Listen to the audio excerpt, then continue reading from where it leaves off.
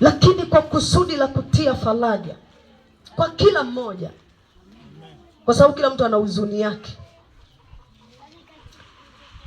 Huyu anaweza kupitia huzuni hii kama ya kufiwa, lakini kuna mwingine ana huzuni ya matatizo, ana huzuni ya magonjwa. Magonjwa kake ni kama wimbo halali. Ugonjwa ukiamka usiku, mtu halali usiku. Jua likichomoza ugonjwa hauonekani, anakuwa mzima. Hiyo ni huzuni. Kuna watu wana huzuni kwenye miguu yao inawaka moto. Unafikiri inawaka moto utakuwa na raha?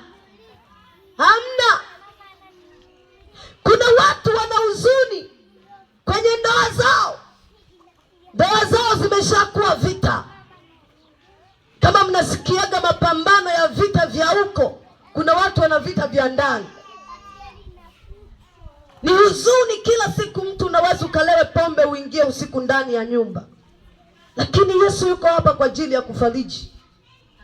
Ukimwamini, mahuzuni yote atayaondoa.